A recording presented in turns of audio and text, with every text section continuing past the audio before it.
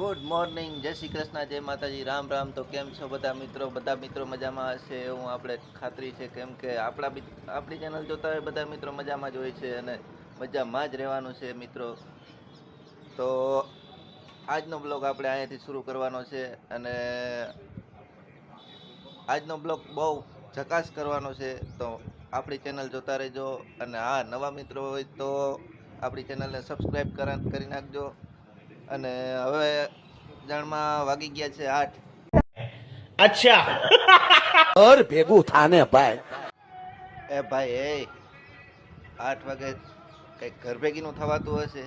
8 વાગી ગયા છે, હવે દુકાનનો સમય થઈ ગયો છે ને દુકાને જવાનું છે આપણે ભાઈ. દુકાન ખોલવાની છે અને 8 વાગે દરરોજના રૂટીન પ્રમાણે બસ સ્ટેન્ડમાં કાસમભાઈની ટ્રાવેલ્સ લાગી ગઈ હશે કદાચ.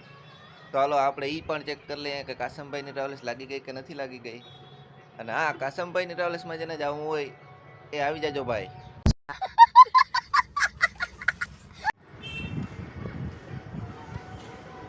રોજિંદા સમય મુજબ કાસમભાઈની ટ્રાવેલ્સ લાગી ગઈ છે ને જે પણ મિત્રોને પોરબંદર જવાનું થતું હોય એ બધા મિત્રો આવી જાય.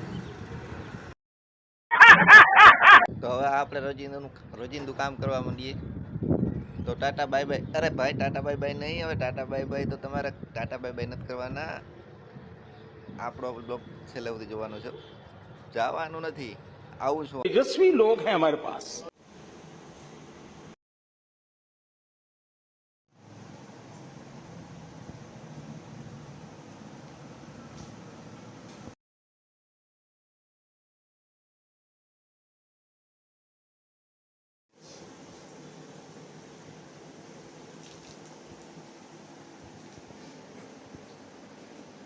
ગણપતિ બાપા મોર્યા.